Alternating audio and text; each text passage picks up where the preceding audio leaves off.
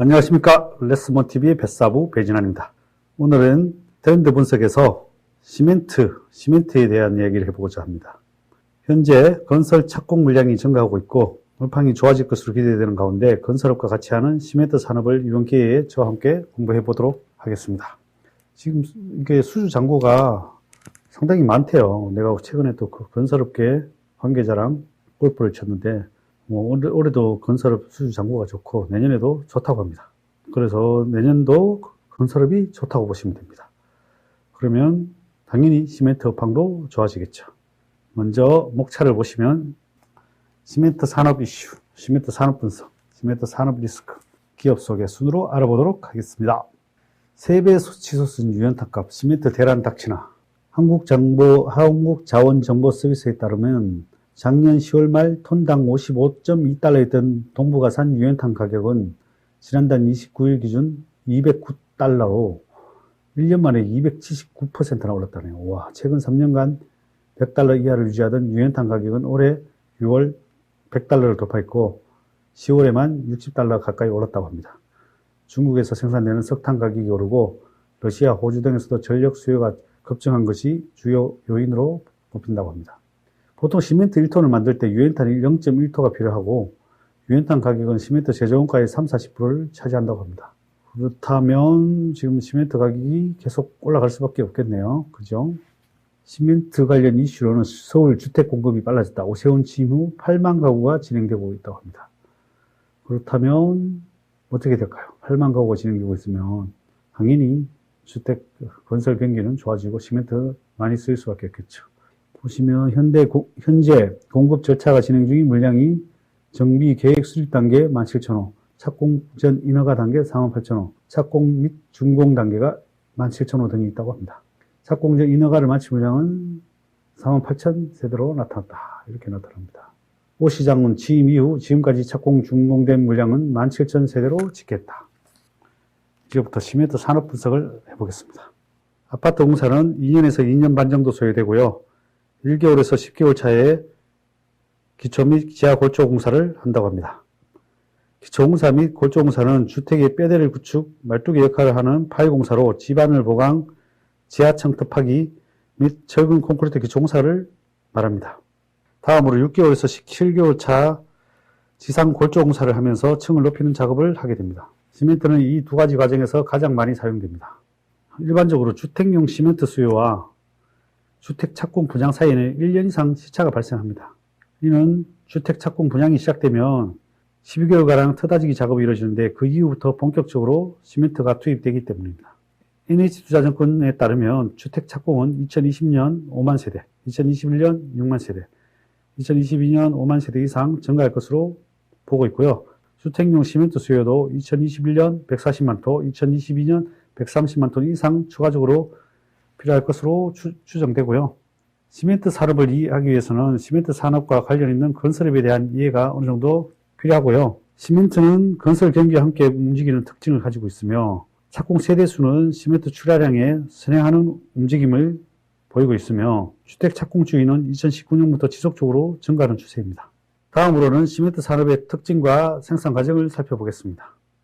시멘트 산업은 먼저 대량 생산, 대량 판매의 사업 원리가 적용되는 거대 장치 산업입니다. 초기에 대규모 투자 비용이 동반되게 되므로 신규 업체의 시장 진입이 아주 어렵습니다. 주요 제조 과정이 원료의 고온 소성과 대규모 분쇄 공정으로 이루어지는 에너지 소비 산업이므로 수입 원료의 수급과 가격 동행이 아주 중요합니다. 그렇다면 지금부터 시멘트가 어떻게 생산되는지 한번 알아보도록 하겠습니다. 시멘트는 채광, 원료 생산, 소성, 제품 생산 4가지를 거쳐 생산되고 있습니다. 첫 번째 채광은 광산에서 발파 등의 방법으로 쇠고란 석회석을 취급이 편리하게 분쇄하는 공정이고요. 1, 2, 3차 조세기를 거쳐 150, 50, 25mm 크기로 줄이면서 분쇄와 혼합을 하고 별도의 품질 향상을 도모하기 위해 프리믹싱 파일을 조성하여 원료를 공급한다고 합니다. 두 번째, 원료 생산은 석회석에서 점토질, 철질 등의 부원료를 최적 비율로 분쇄기로 일정하게 공급하여 미분쇄하는 공정이라고 합니다. 원료 분쇄기에서 수분 건조와 0.1mm 이하로 원료 분쇄기에서 수분 건조와 0.1mm 이하로 미분말시켜 사일로로 저장시킨다고 합니다. 미분쇄와 사일로 저장 과정을 통하면서 각 원료 물질들은 더욱 균질해지고 열교환이 용이한 상태로 된다고 합니다. 다음 소성 과정을 거치는데요. 소성은 준비된 원료를 1400도 이상 고온으로 구워내면 시멘트의 특성인 수경성을 갖는 광물인 크링크가 생산된다고 합니다. 수경성이라는 것은 물과 섞으면 이게 물과 섞어서 말리면 딱딱해지는 걸 말하겠죠. 여기에서 주로 로터리 킬런이 사용되며 공정 효율을 기하기 위해 예열탑을 공정 전단에 설치하고 후단에는 공냉식 냉각기를 설치한다고 합니다. 연료로는 주로 유연탄을 사용하며 미분말 형태로 분쇄하여 취급합니다. 다음은 제품 생산, 냉각 저장된 크링크의 석고 등의 부원료를 최적 비율로 일정하게 공급하여 미분쇄하는 공정을 말하고요. 크링크를 미분말로 분쇄하여 수경성을 최적화하고 석고를 첨가하여 응계를 지연시켜 수송과 시공 등에서 취급을 편리하게 해준다고 합니다. 생산된 시멘트는 사일로 저장하여 무정형 벌크 형태나 지대형 포장 시멘트로 출하된다고 합니다. 이렇게 하면 시멘트 생산이 완료됩니다. 그렇다면 시멘트의 선두주자는 어떤 기업일까요? 최근 3년 시멘트 업계 점유율 추이를 보면 2018년에는 쌍용양행, 2019년 20년에는 한일시멘트로 업계 내에서 점유율 순위는 조금씩 바뀌긴 하지만 탑5의 위치는 어느 정도 고정되어 바뀌지 않는 모습입니다. 최근 2020년 기준 1위는 한일현대, 그리고 2위는 쌍용양행, 3위는 아시아시멘트, 4위는 삼표시멘트, 성신양해 등이 있다고 합니다. 그 다음에 또 유진기업도 있죠. 시멘트 산업의 점유율이 비슷한 만큼 가격 경쟁도 치열할 것으로 보입니다. 시멘트의 가격은 어떻게 결정되는 것일까요? 시멘트 산업의 점유율이 비슷한 만큼 가격 경쟁도 치열할 것으로 보이고요. 시멘트의 가격은 과연 어떻게 결정되어지는지 한번 보겠습니다. 다음 표는 시멘트의 협정 가격과 실제 거래 가격의 그래프입니다. 2013년도로 협정 가격과 거래 가격의 괴류이 증가하기 시작했는데요. 시멘트의 가격은 다음과 같이 두 가지에 따라 결정됩니다. 첫 번째로 협상 가격이 인상돼서 할인율의 기준과 동일하게 유지돼도 판매 가격이 상승하는 경우입니다. 예를 들어 할인율이 10%인데 협정 가격이 6만원에서 7만원으로 상승하면 같은 할인율을 유지한다고 했을 때 거래 가격도 54,000원에서 63,000원으로 상승하는 것입니다. 두 번째로 협정 가격은 변함없이 할인율이 축소되면서 거래 가격이 상승하는 경우입니다. 기존의 시멘트의 협정 가격은 75,000원이었으나 거래 가격은 할인되어 6만원의 초반에 할인되고 있습니다.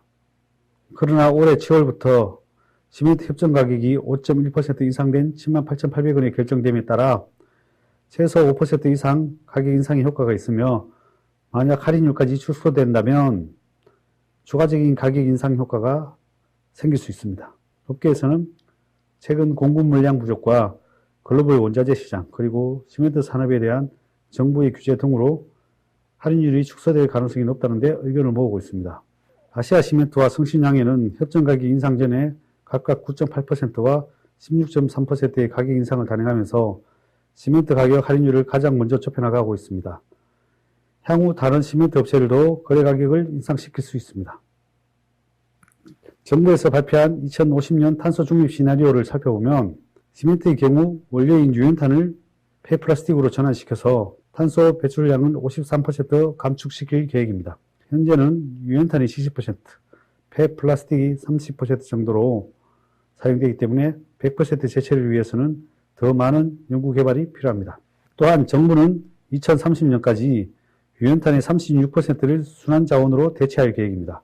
현재 국내 시멘트 업계의 순환자원 사용 비율은 20%이며 쌍용 CNE의 경우 40%로 60%의 유럽 시멘트 업체들에 비하면 연구 개발이 더 필요합니다. 이처럼 순환자원을 이용하면 탄소 배출 감소뿐만 아니라 쓰레기 처리 문제도 해결할 수 있습니다. 지난해 국내에서 발생한 쓰레기 중 800만 톤 이상이 시멘트를 통해 재활용되었는데요. 연간 국내 발생 쓰레기 1억 8천만 톤의 4.4%에 해당하는 수치입니다. 시멘트 업계의 쓰레기 재활용량은 807만 8천 톤으로 수도권 쓰레기를 소화하고 있는 인천 서구 수도권 쓰레기 매립지의 연간 반입량 300만 톤의 2.7배가량을 소화하는 양입니다. 인천 매립지는 2025년을 끝으로 운영 중단을 선언해 수도권 쓰레기 대란이 예고되어 있기 때문에 시멘트 업계가 자원 선순환의 대안이 될 수 있습니다. 실제로 시멘트 업계의 쓰레기 재활용량은 해마다 늘어나는 추세인데요. 2014년 559만 톤에서 점차 증가해 2019년 809만 톤까지 5년간 45% 증가했다고 합니다. 순환 자원을 활용한 시멘트는 외국에서는 그린 시멘트로 불리지만 국내에서는 쓰레기 시멘트로 불리고 있습니다. 국내에서는 지금도 여전히 관련 이슈가 남아 있습니다. 업계 관계자는 유럽에선 이미 논란이 끝난 이슈라며 소속로 최고 온도가 2000도씨에 이르기 때문에 위의 물질이 완전히 분해된다고 설명했습니다. 시멘트 순환 자원 재활용을 하게 되면 고온의 시멘트 공정에서 폐기물을 처리하면서 소각, 매립시설의 운영 문제를 해결할 수 있고 화석연료를 절감하여 온실가스 발생을 저감시킬 수 있습니다. 또한 비가연성 폐기물을 연료화시켜 매립장 수명이 연장되고 하수온이 등 유기성 원유를 재활용하여 해양 오염을 방지하는 효과를 기대할 수 있습니다. 일반적으로 시멘트 1톤을 생산하기 위해 유연탄 0.1톤이 필요하고요. 연간 시멘트 1000만 톤을 생산하는 기업은 유연탄 100만 톤을 필요하기 때문에 대부분 중장기 계약을 통해 안정적인 계약 단가를 유지하려고 합니다. 예를 들어 쌍용 CNE는 2017년부터 2021년까지 유연탄 옵션 계약을 체결해 일정 가격 수준 이상에서는 특정 가격에 도입하는 구조를 갖추고 있습니다. 쌍용 CNE, 아시아시멘트, 삼표시멘트의 원재료비는 2021년 2분기 기준 톤당 17,063원으로 2020년 하반기 이후 낮은 수준으로 유지하고 있으나 2021년 하반기부터 유연탄 가격이 톤당 113달러로 2011년 이후 최고치를 찍었습니다. 2018년 유연탄 평균 가격은 톤당 99달러이고 당시 평균 원재료비는 톤당 24,500원이었습니다. 유연탄 사용 비중이 낮아지는 추세에 있지만 유럽과 비교했을 때 여전히 높은 수준이라고 할 수 있습니다. 다음으로 최근 여당과 야당 대선 후보들의 부동산 공약을 살펴보겠습니다. 더불어민주당 이재명, 국민의힘 윤석열 후보는 공통되게 부동산 문제의 근본적인 해결 방안으로 임기 내 신규주택 공급을 주장하고 있습니다. 이재명 후보는 207만 호 중 기본주택으로 100만 호 이상을 구성하겠다고 공약한 반면 윤석열 후보는 정년 농가주택 30만 호, 역세권 첫집주택 20만 호를 공급하겠다고 공약했습니다. 이재명 후보는 공공주도를 주장하는 반면 윤석열 후보는 민간 주도의 주택 공급을 강조하고 있습니다. 두 후보의 부동산 정책은 공급 호소의 차이와 민간이 주도하냐, 공공이 주도하냐의 차이가 있겠지만 공통점은 주택 공급을 하겠다는 공약입니다. 그렇기 때문에 어떤 후보가 당선되더라도 주택 공급의 공급 증가는 이루어질 것으로 예상됩니다. 다음은 시멘트 관련 기업을 소개해 드리겠습니다. 어떤 기업이 좋은지는 모르느냐 여러분들 들어보시고 마음에 드시는 기업에 관심을 가져보시기 바랍니다. 첫 번째는 쌍용 CNE. 여기는 뭐 여러 가지 사업을 하며 시멘트 사업, 석회소 사업, 회원 사업, 환경자원 사업, 임대 사업을 영위하고 있고요. 종속에서는 시멘트 사업 부문, 환경자원 사업 부문, 석회소 사업 부문, 회원 사업 부문, 영미권 사업 부문, 월제 사업 부문, 임대 사업 부문 등으로 구분되어 있고요. 연안의 동해 공장과 내륙의 영월 공장을 동시에 보유하고 있어 전국적 시장 유지와 지역별 사항에 따라 탄력적인 대응이 가능하다고 합니다. 매출액은 2021년도에 20년도에 좀 감소했다가 21년도에 증가하고 이익은 2천억대 꾸준히 내고 있네요. 당기순이익도 올해는 훨씬 증가하며 한 2천억 정도로 예상을 하고 있네요. 최근 분기 실적도 좋고요. 그 다음에 차트입니다. 월봉이고요. 월봉도 뭐 전고점을 뚫을 추세네요. 최근에 좀 빠졌으니까 진입 시점은 괜찮아 보이네요. 지금 주봉이고요. 일봉상이고요. 이거는 날짜가 좀 11월 달에 만들어 놓은 건데 제가 좀 늦게 해서 지금 주가는 좀 더 빠져 있습니다. 한일시멘트고요. 한일홀딩스 주식회사에서 인적 분할하여 설립하였고요. 레미탈 및 레미콘 제조 공장을 운영하고 있다고 합니다. 수도권을 포함한 전국 주요 거점을 중심으로 공급 네트워크를 구축하여 전국적으로 레드미콘 적기 공급이 가능한 상황을 구성하고 있다고 합니다. 매출액은 매출액이 왜 이렇게 많이 증가하고 있지? 5천억에서 9천억, 700에서 1조 2천억까지. 와, 계속 확장을 하고 있는 겁니다. 자세히는 내가 못 알아봤지만 나중에 한번 여러분들도 체크해 보시기 바랍니다. 일단은 매출액이 이렇게 증가하고 이익도 계속 개선되고 있고 주봉이고요. 차트도 좋네요. 일단은 거래량 수급이 들어오고 있고요. 최근에 또 주가가 빠졌으니까 일목 자리라고 볼 수 있겠네요. 한일시멘트, 일봉. 최근에 좀 더 빠졌다가 올라오고 있는 추세니까요. 관심 가져주시면 괜찮을 것 같아요. 물리목을 한번 줬으니까요. 다음 아시아시멘트. 아시아시멘트도 매출액은 조금 줄었다가 다시 증가하는 추세고요. 매출액 한번 참고하시고요. 그 다음에 월봉은 월봉도 전고점을 한번 뚫으려고 하고 있고요.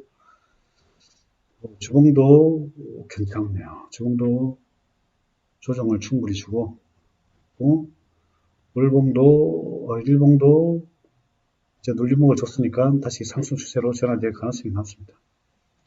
삼표시멘트고요. 삼표시멘트도 한번 내용을 보시고요. 그리고 매출액은 올해도 이 삼표시멘트는 2년 전 대비 2배로 증가했네요. 이익은 훨씬 증가했고 500억대로. 와, 진짜 업체들이 이익이 좋네요. 이야, 월봉 보세요. 이런 것들 한번 폭발하면 엄청나게 폭발하는데, 이 월봉 보니까 사고 싶네, 나도. 일단 그냥 참고만 하세요. 제가 사는 얘기 아닙니다. 주봉상으로는 보니까 그래도 많이 올랐다가 눌림목 자리네요. 일봉상으로도 눌림을 주고 있고요. 그리고 저 위에 또 매집 봉들이 보이긴 하네요. 그리고 성신양의입니다. 성신양의도 매출액 꾸준히 늘고, 이거는 약간 테마주로 많이 엮이죠. 대북 테마로 거의 1등주로 엮이긴 하는데요.